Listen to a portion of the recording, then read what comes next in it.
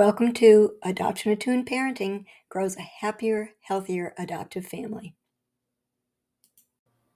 This presentation was created by the coaches of Growing Intentional Families Together, Sally Ankerfeld, Sharon Butler-Obaze, Susan David, and Gail Swift.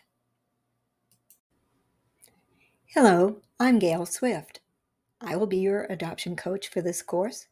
In addition to being a certified coach, an award-winning author of 3 books about adoption, and an adoptee rights advocate, I'm also an adoptive mother. My 2 now adult children joined our family through agency-assisted domestic adoption. Parenting brought me soul-deep joy and purpose and was a challenge that required all of my resources and abilities.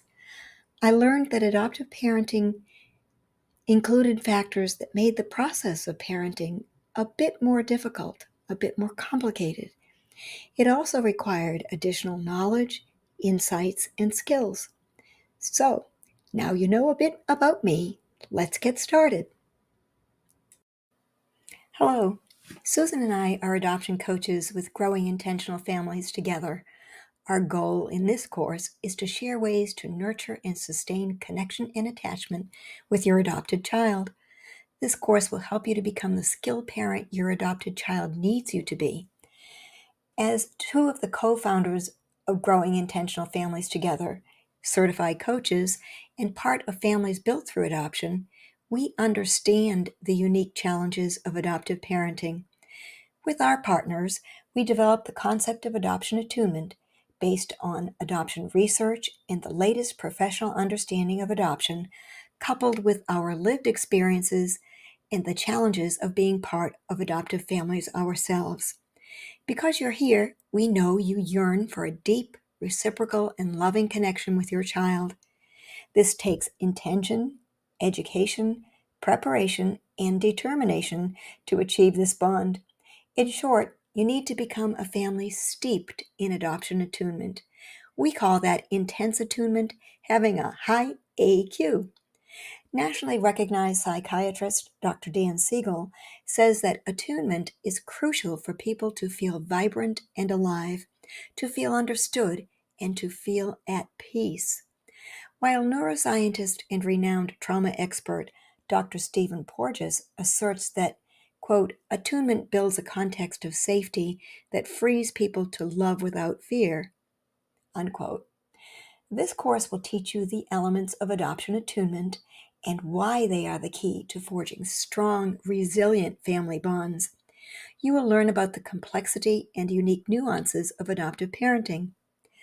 Adoption necessitates an enhanced level of family attunement that includes adoption competence and also transcends it. Like a soul-stirring symphony, every voice in the family matters. This graphic lists all of the elements of adoption attunement. The list may seem lengthy and daunting. However, it can be distilled down to 3 core principles. 1, use a child-centric approach to parenting. 2, accept the hard realities of adoption. And 3, parents acknowledge and address their own issues.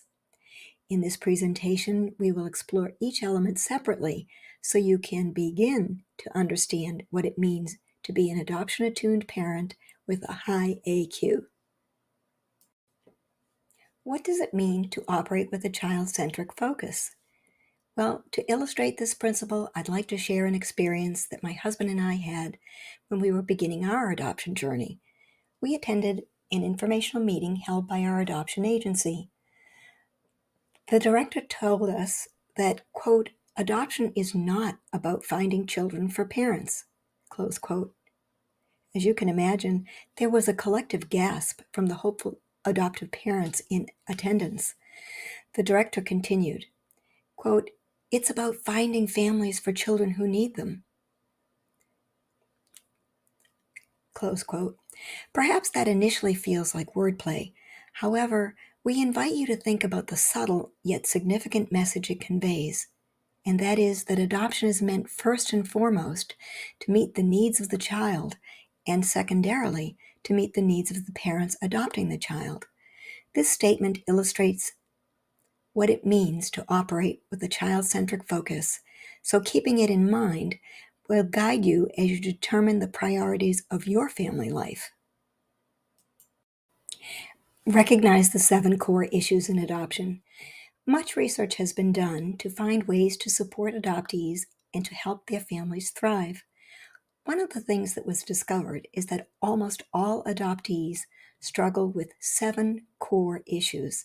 They are loss, rejection, guilt and shame, identity, intimacy, mastery and self-control, and grief. Your understanding of these issues can inform and adjust your parenting in a way that benefits your child. You can parent with greater empathy and effectiveness, and in a way that your child feels secure and connected. Weaving this sense of connectivity is particularly important in adoptive families because your child's initial attachment bonds with their birth parents have been broken.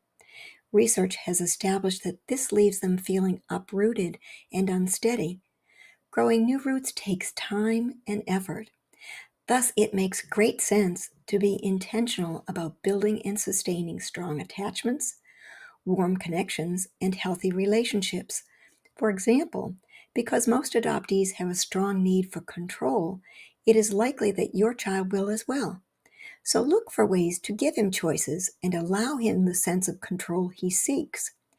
Keep in mind that his need for control is not because he wants to be difficult or uncooperative. It is because his brain views control as a way to ensure his safety, which is, after all, a key human need. Reducing the instances where your child has zero input will help him feel more secure. This also tends to lessen the frequency and intensity of parent-child conflict. Of course, this does not mean allowing your child to run the family. On the contrary, it is a way to manage the family by meeting his needs better. Kids who experience reasonable amounts of choice resist less when parents do have to impose a limit or boundary. And since most adopted children are very sensitive to rejection, remember to factor that into your parenting responses as well. Awareness of the 7 core issues will be especially helpful in shaping the ways you choose to discipline your child. Another aspect of adoption attunement that is part of a child-centric focus is understanding the attachment process. Attachment grows through a serve and return process between child and parent. The child expresses a need, and the parent responds to that need in an appropriate and attuned way.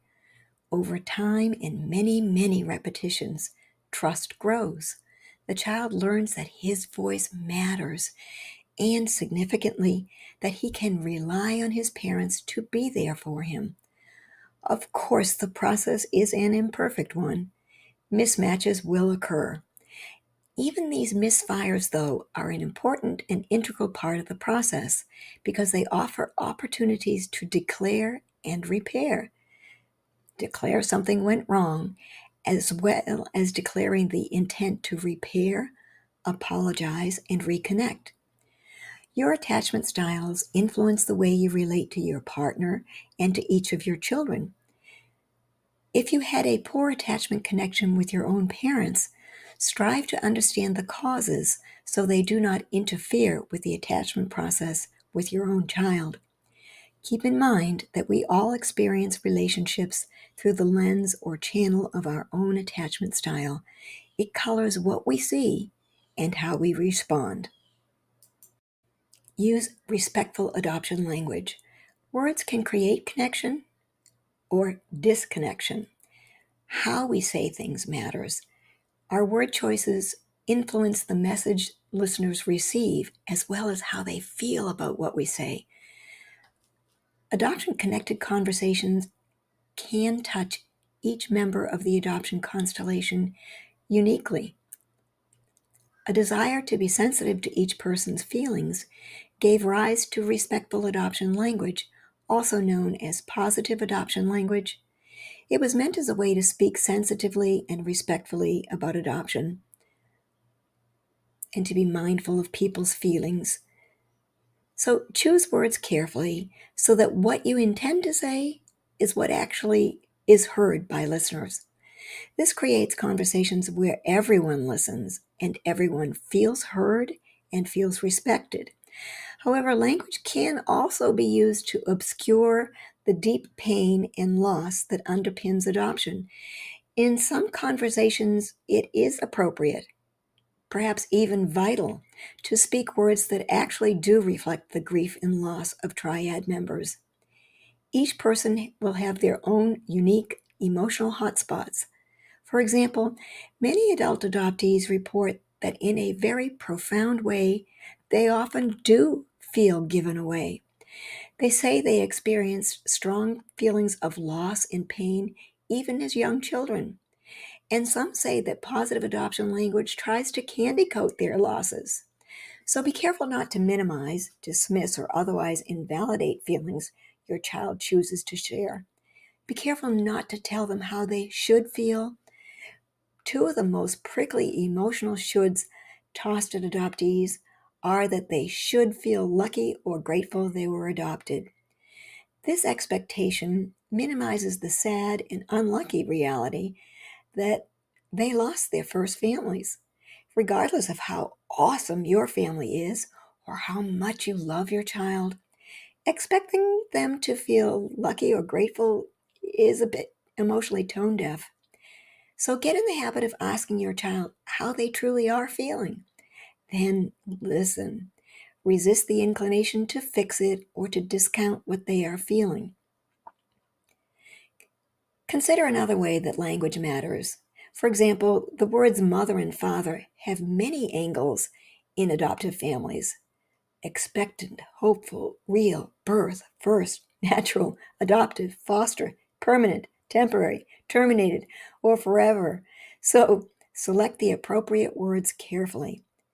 For example, an expectant mother does not become a birth mother until she has given birth and her child has been adopted. Premature use of words like birth mother can place subtle, unethical coercion on an expectant mother. And after the adoption, refer to her as your child's birth mother, not as, quote, our birth mother, because she gave birth to your child, not to you or your partner. And consider that folks are curious about adoption. Often they lack the appropriate language to ask questions without resorting to offensive language or hurtful language based on false presuppositions and factual errors. As an adoptive parent, you will have many opportunities to educate people about positive adoption language.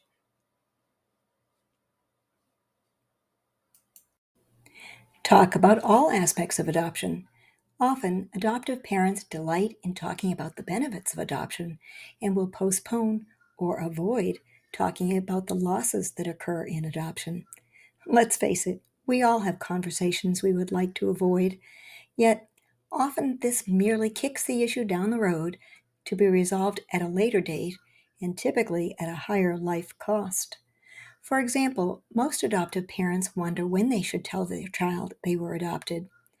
Best practices say talk about adoption from the start, even with babies. This will help you and your child to be comfortable with the topic. It ensures that you, a person who loves him, will tell him in a way that is age appropriate and mindful of his feelings. The last thing you want is for him to learn about his adoption from a stranger. Also, ensure that your child feels it is safe to talk with you about being adopted, how he feels, what he thinks, what he needs to help him process it all. These conversations usually stir intense emotions for you and for your child. It is important, though, to talk it out. Your family adoption library can be an invaluable resource for helping you identify how, when, and where to share these difficult conversations. Also, refer to the suggested books list, which is also included in the resource sections. Acknowledge the grief and loss issues of all adoption constellation members. Loss is one of the 7 core issues of adoption. Although adoption is celebrated as a joyful event, in reality, it originates in relinquishment and loss. And the losses of each member of the constellation do vary, yet the truth remains they all do experience grief and loss. In the next few slides, we will explore them in detail. It benefits everyone if each person works through their own issues and develops a sense of resolution and acceptance, as well as a sense of empathy for the other members of the constellation. Recognize parents must work through their own grief and loss issues. As an adoptive parent, you might not think you still have losses to process because you've filled that child-shaped hole in your heart. It's true, adoption made you a parent, but it did not cure infertility. Unless you address your infertility-connected losses, they will linger unconsciously and can adversely affect your relationship with your child.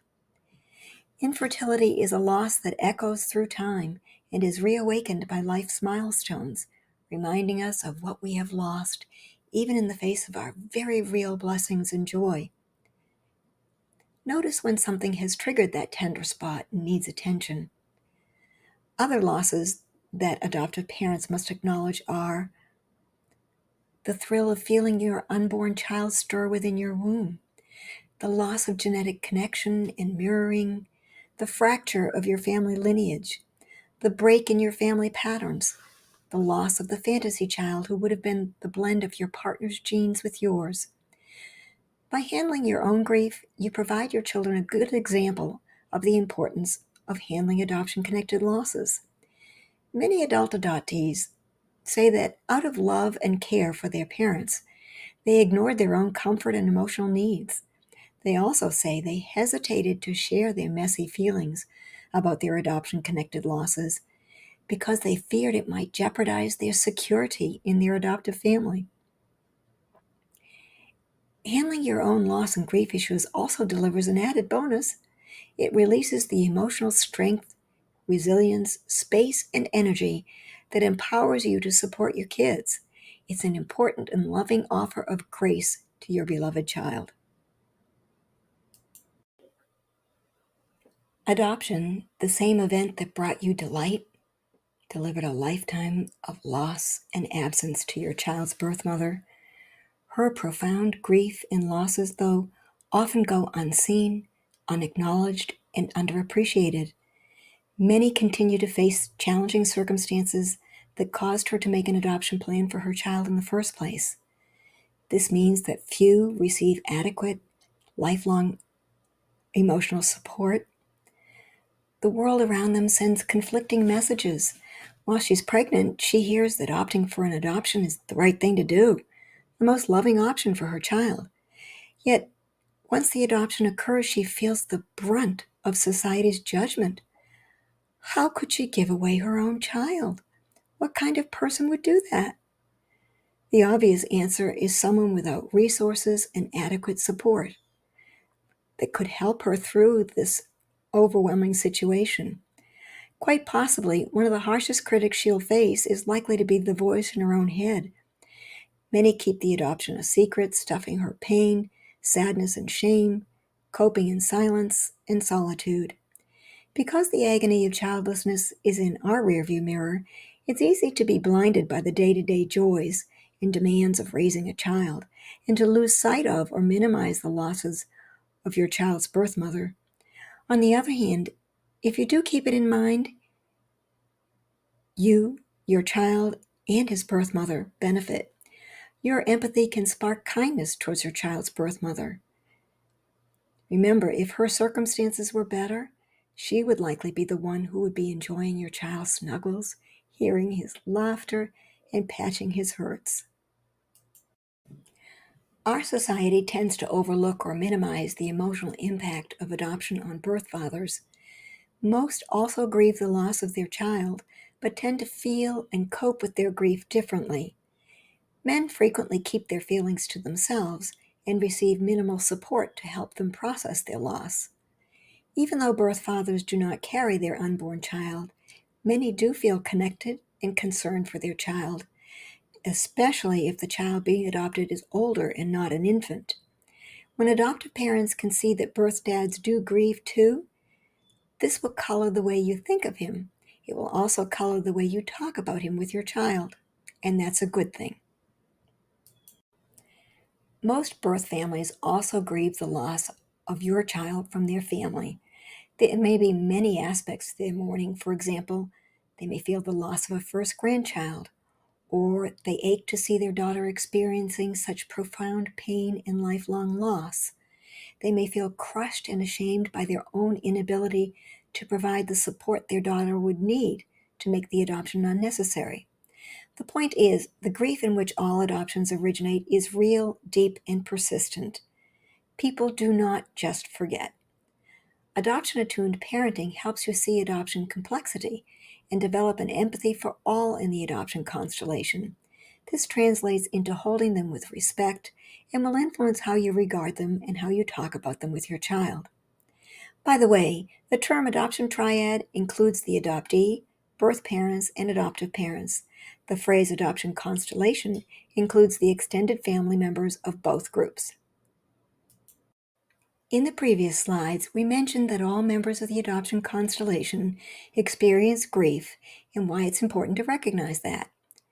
Beyond accepting this fact that as an adoptive parent, you experience loss, it is also vital that you address these grief and loss issues. Unresolved feelings will weigh on your parent-child relationship as well as on your relationship with your partner. Although much of the impact will be unconscious, it will be potent. The adoption journey is rarely a direct one. Most people come to adoption after infertility, which means repeated cycles of dashed hopes and shattered dreams. Infertility treatments exact a toll on a family's finances as well as their mental and physical health. These all leave scars, and their impact reverberates through time. Adoption provides an infertile couple with a family, but it does not cure infertility, as we mentioned earlier in this presentation. If adoptive parents stuff all of this emotional fallout and grief, it doesn't get processed. It becomes one of those rocks hidden under the stream of life, causing turbulence and wreckage. Consider this example. Many adoptive moms are surprised to see how certain life milestones in their daughter's life can trigger painful thoughts and feelings within the mom. A daughter's first period, for example, can activate the mother's sadness about her own infertility, or the joy the mother feels at her daughter's maturing coexists with the facts of an infertile mom's own life history. It's far better for the mom to own up to those feelings and process them so it does not subconsciously color her relationship with her daughter. Unhealed trauma can create havoc in a family. When we face these challenges, we can work through them. They become a chapter in our life instead of the whole story. Respect birth parents and first families. It is helpful to keep in mind that without their birth parents, your children would not exist. They conceived your child, and you get to raise them. At the minimum, your child's birth parents are present in their DNA. Respecting birth parents means talking about them with compassion as well as accountability. When your child sees you being respectful about their birth parents, your child will also feel respected and valued. If your child experienced neglect or abuse by his birth parents, you can help him or her to find a way to hold a multidimensional view of their parents, one that acknowledges their birth parents' damaging behavior and still can identify something positive about them. Your child can come to understand that his birth parents can be both a cause of pain and a source of some of the aptitudes and talents and other good things within your child. Help your child to separate the birth parents' bad choices and behavior from the flawed human being who created them and whose genes exist in their bodies. This will help them to be able to accept that part of themselves that comes from their birth parents. What does it mean to follow ethical practices, and how does it relate to adoption?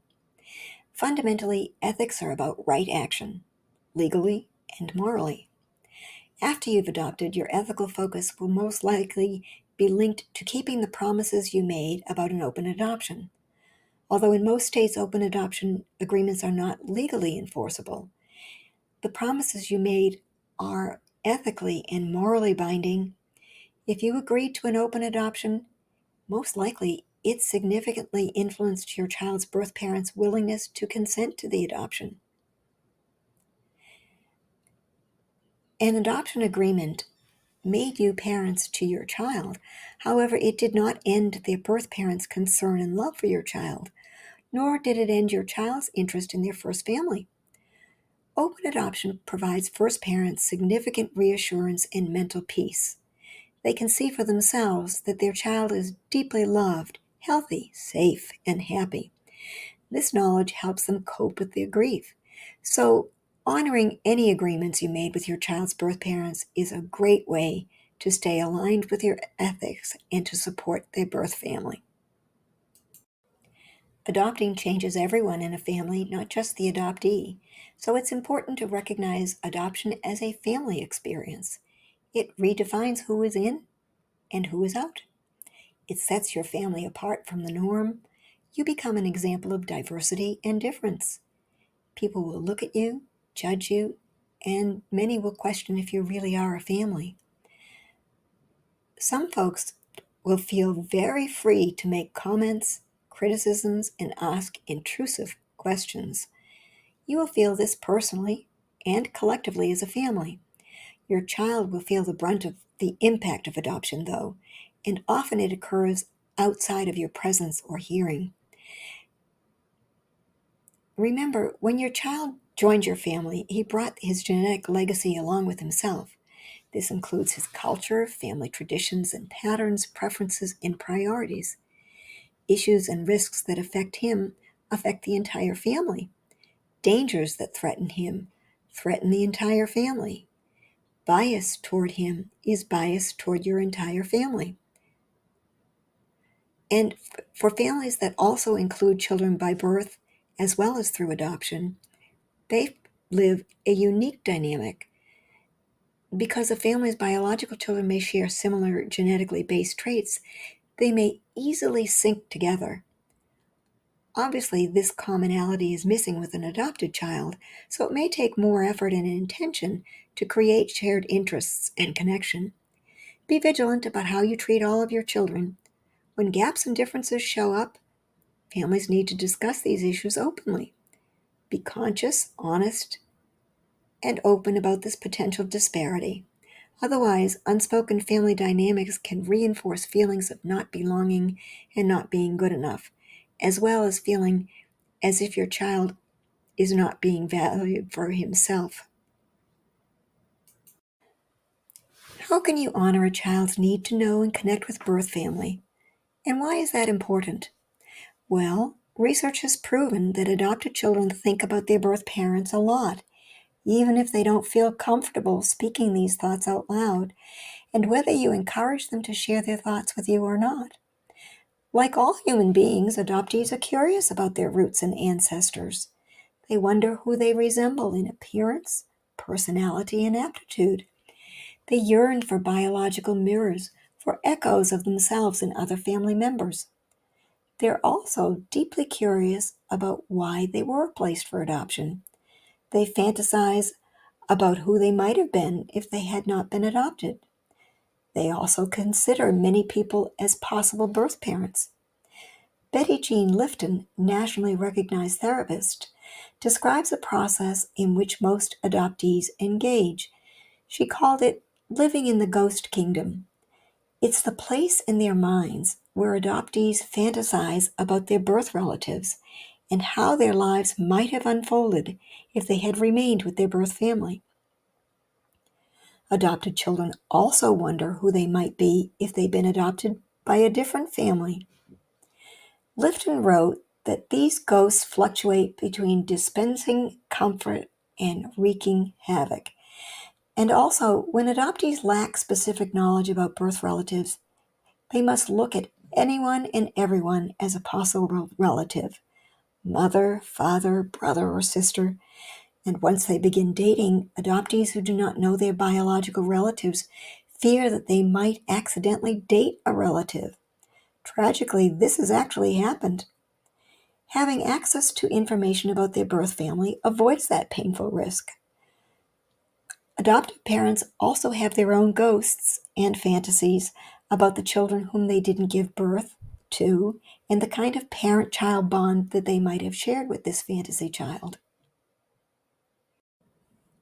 Integrating a child's birth heritage means more than celebrating Kwanzaa, Cinco de Mayo, or Chinese New Year. Integrate your child's culture as part of the family's traditions. Learn as much as you can about your child's people, their traditions, foods, holidays, and beliefs. Find a way to blend it into your family life. Build a family library that features your child's ethnicity and culture. Choose toys and other objects that represent your child's heritage. You may want to create spaces in your home that feature the heritages of each family member. This is one way to show that every person in the family is valued and loved for whom they are. And also, for children who are biracial or multiracial, recognize that each one is important in your child's life. As your child gets older, he or she may identify with one more than the other.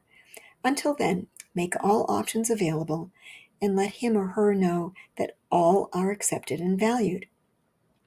By integrating your child's birth heritage, your child will feel connected to their birth culture.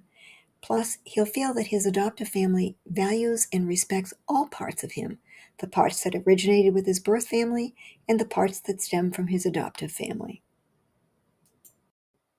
Remember, your child's story belongs to him. It's not for public discussion. And since it is his story, he will eventually need to know the whole story. This will help him make sense of his life. Dole it out in age-appropriate pieces as he grows so that he can gradually learn and process the information.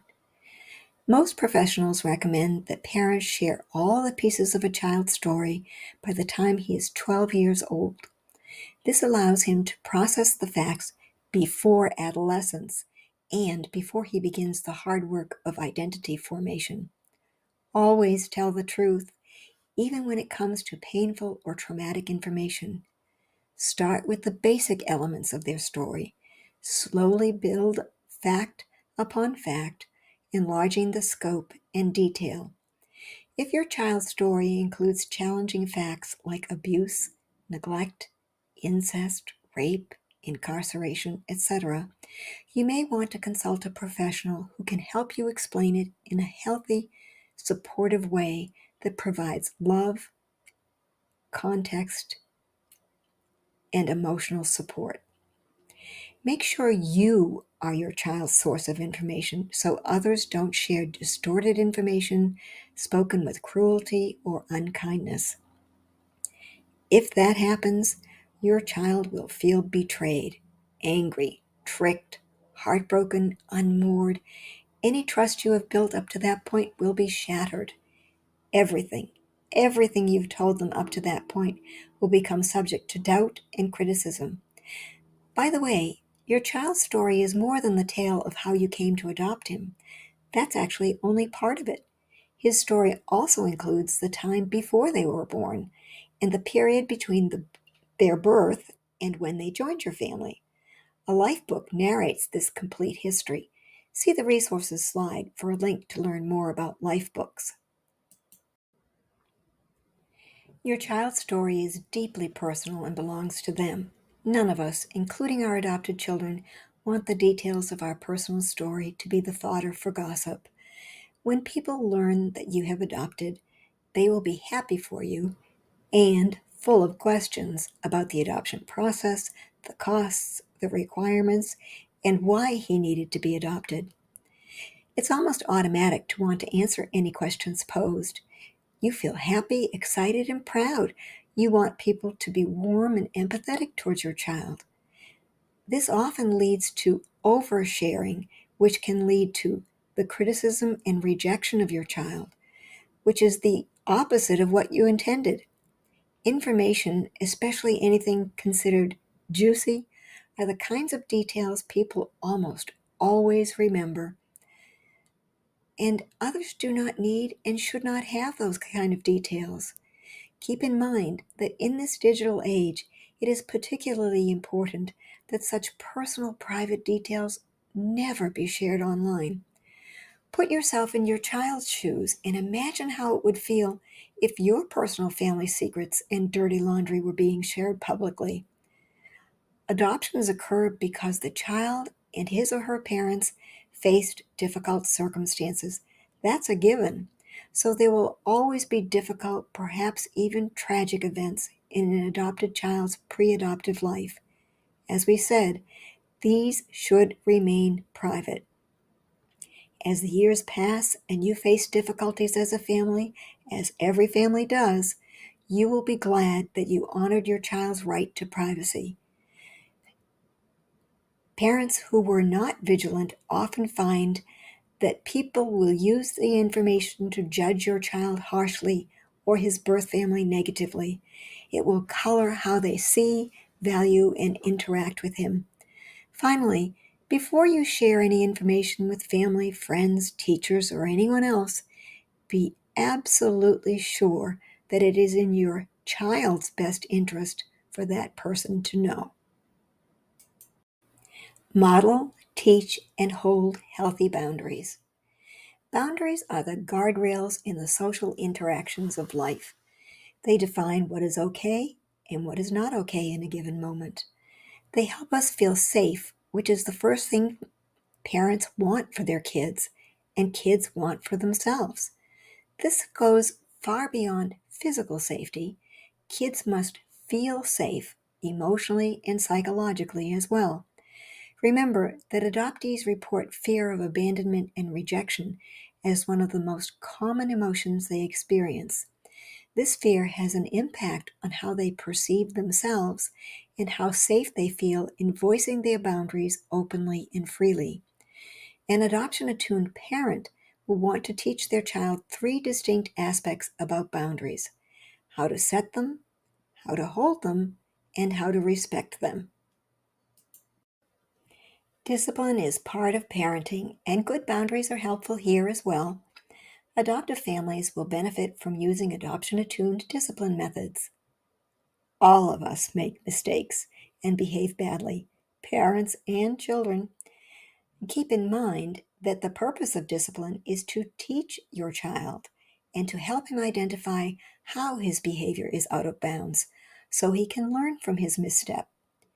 Choose discipline methods that increase his respect for you rather than amplify his fear of you. Avoid activating his fear of rejection.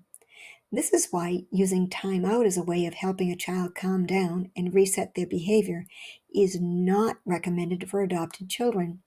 For them, time out may not only be ineffective, it may also harm the tender parent-child bond you're working so hard to grow. Time out echoes rejection and tends to trigger their fear of abandonment. Their immature brains will probably not recognize their removal as temporary. They often will begin fretting and anticipating a worst-case scenario. Their drive for self-protection will be triggered. Stress hormones will flood their bodies. Their thinking brain will be muted or inaccessible. This may sound exaggerated. However, research has confirmed this finding. So instead of time out, use time in. Stay close by and quiet until both of you have had time to calm and stress hormones have diminished. Announce the timeout by saying something like, "I'm calling time. Remember that I love you even though I am angry with you." Then focus on calming yourself so that you can share your calm to reset his dysregulation. Be aware of your body language. Suppress any inclination to huff and puff or handle items roughly. By the way, when you choose parenting books, be sure that they appreciate adoption complexity and do not suggest methods that might damage your child's sense of safety. Discipline is one way you educate your child. You'll also want to consider how to educate family, friends, teachers, and faith communities. Remember back to when you first decided to adopt. What you knew about adoption then probably reflected only the cultural assumptions about adoption. Most likely, you thought adoption was a win-win and that all parties walked forward into happily ever after without a backward glance. As you progress through the adoption process, your beliefs, behaviors, and expectations evolved gradually. The fairy tale luster faded, replaced by an informed understanding of adoption complexity. You now see that hard realities walk hand in hand with benefits and joys. You also know adoption is not a once and done event. It is a decision that will echo throughout everyone's lives and through future generations, in fact. Most folks rely on friends and family to help them through life's difficult times. As adoptive parents, you will need additional support to help you navigate the complexities of adoptive family life. The more informed your team of resource people are, the more your family will benefit. Your team can join you in solidarity and help you handle the hard work. Their support will be helpful and welcome. Let's face it, when you seek help, you want it to be useful. Without appropriate education, though, the help they offer can be tone deaf and sometimes even damaging. Perhaps you feel reluctant to educate others about the unique needs of adoptive families out of concern for family privacy.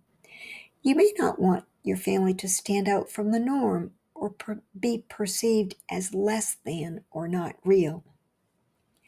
However, when you deny or hide these differences and challenges, you deny your children and yourselves crucial support. As adoption attuned parents, you do holy work when you choose to commit to being a truth seeker and a truth teller in the world of adoption. So commit to debunking and updating misperceptions, build an accurately informed team of family, friends, teachers, faith members, etc. to join you. Help your team learn and understand the elements of adoption attunement so they can support you and your child in a healthy, informed way. Nurture and value a child's innate talents and encourage them to be themselves. Both biological and adoptive parents nurture a child's self-esteem by helping them learn things they enjoy. Biological parents may find it easy to do because their child probably shares some of their parents' talents and aptitudes. Adoptive families lack the commonality of shared DNA, though. You'll have to be a detective to discover where your child's natural talents lie. Understand that your child may be completely unsuited for following your family's patterns, so don't be over-invested in their pursuing them.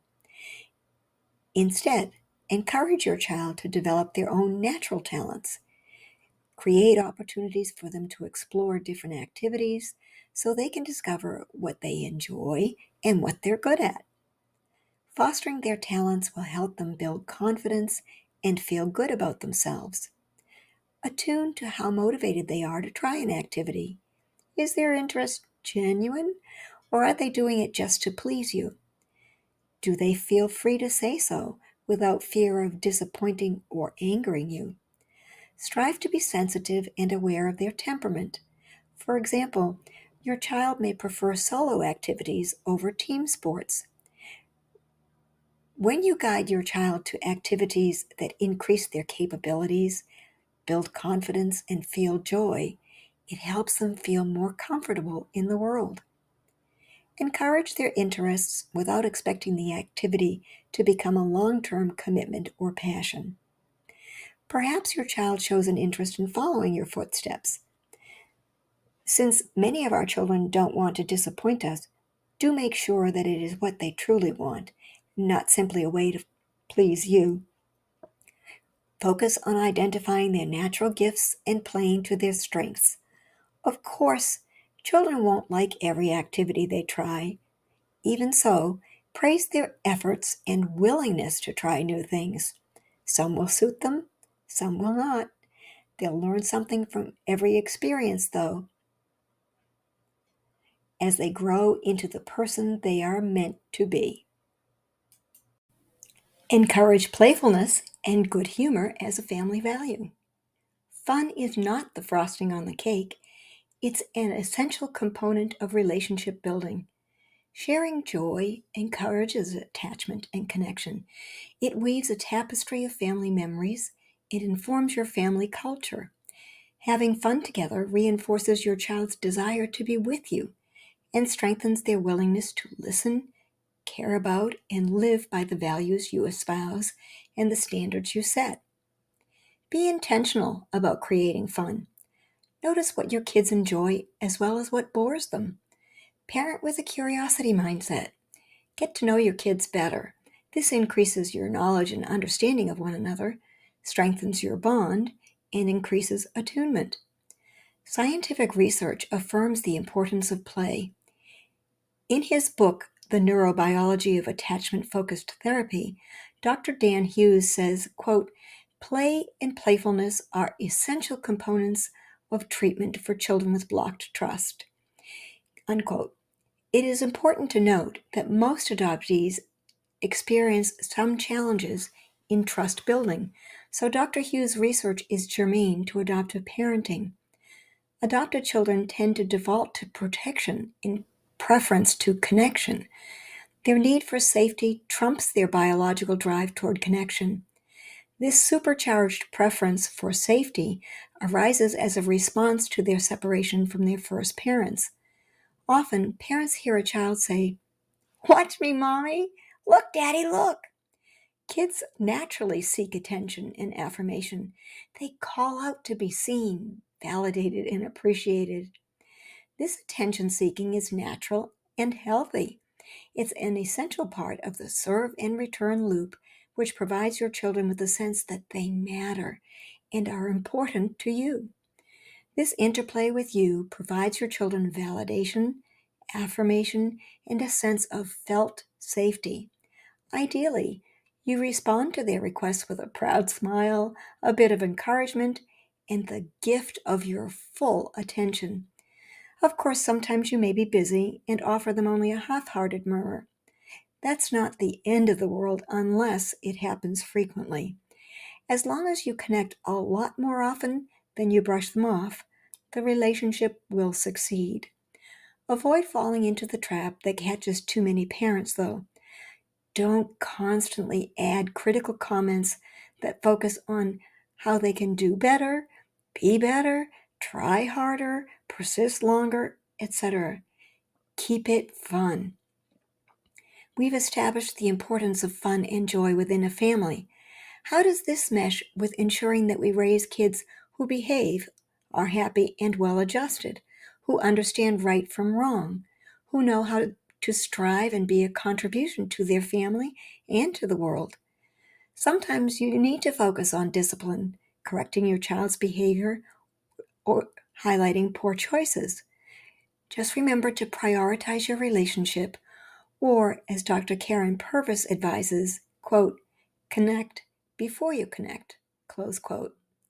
It's very easy to get mired in your supervisory role as a parent, piling consequence on top of consequence, and getting caught in a loop of denying privileges, restricting activities, grounding kids, etc.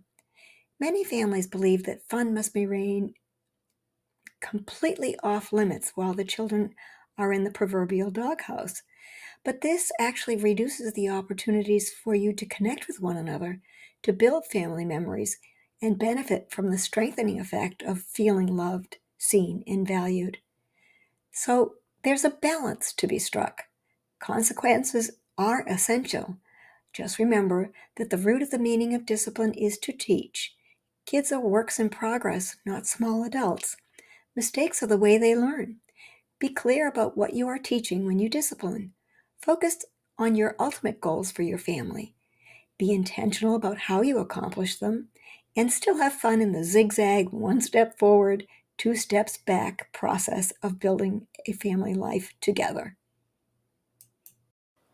Adoptive parenting differs from bioparenting and includes unique responsibilities and challenges. We are going to share a list of responsibilities and challenges of adoptive parenting that reflects the three core principles we described when we introduced the concept of adoption attunement at the beginning of this presentation. You may recall that those were 1. Use a child-centric approach to parenting, 2. Accept the hard realities of adoption, and 3. Parents acknowledge and address your own issues. Specifically, some of these responsibilities and challenges include 1. Accept and love the child you adopted and let go of the idealized child you've imagined. 2. Accept the need for an adoption-sensitive parenting template. 3. Recognize the need to be adoption competent as a parent. 4. Learn about adoption complexity. 5. See multiple points of view about adoption and recognize that adoption affects members of the triad uniquely, especially in regards to losses and gains. 6. Hold an expansive and inclusive idea of family. 7. Validate and meet the adoption-connected needs of your child. 8. Accept and honor your child's need to know about his first family and do not expect absolute loyalty to your family. 9. Accept that both adoptive families and first families are forever a part of your child's life. Embracing the elements of adoption attunement reflects your deep understanding of what it means to live as part of an adoptive family, well-informed and deeply committed to your child's best interests. This is what we call living as a high AQ family. More importantly, you will grow a healthier, happier adoptive family. As we come to a close of this webinar, your understanding of what it means to be a part of an adoptive family has evolved. Similarly, your child's understanding of adoption will evolve as well. When your child is young, he will probably accept any explanations at face value. If he joins your family as a baby, his primary experience of family will be as part of an adopted family. Yet, as he grows, he will come to realize that being adopted is the exception, not the norm. He will also begin to understand the extent and depth of what it means to be adopted. For example, he or she will learn that he has another set of parents and extended family members, and that he is cut off from his family tree and his ancestral legacy. His understanding of the consequences of this separation will expand. He will benefit from a more nuanced explanation and will eventually want to know all of the details of his story. As you watch your child grapple with his adoption-connected questions and emotions, your own understanding of the impact of adoption will also expand. You will grow a deeper appreciation of the non-monetary costs as well as the benefits for him, his birth parents, as well as for yourself. We hope that this course has touched your heart and opened your mind to a deeper, more empathetic understanding about what it means to be an adoptive parent. One of the most important points we hope you take from this webinar is that adoption is complicated, especially for your child. It is not all rainbows and roses. Therefore, one of the most generous acts of love you can give your child is to acknowledge this complexity and be their safe harbor in which he can find safety and welcome. Once you adopt, a new reality unfolds, braiding and blending aspects of nature and nurture. Welcome to adoption and the family journey of a lifetime. The beginning of love, asserts Thomas Merton, is to let those we love be perfectly themselves and not twist them to be our own image. Otherwise, we love only our reflection of ourselves we find in them. Click on these links to learn more. This course was created by Growing Intentional Families Together, LLC. The information provided is not intended as medical, therapeutic, or legal advice. This presentation may not be shared or broadcasted without written permission. Address inquiries to us at giftcoach@giftfamilyservices.com. Thank you. We invite you to reach out for individual coaching.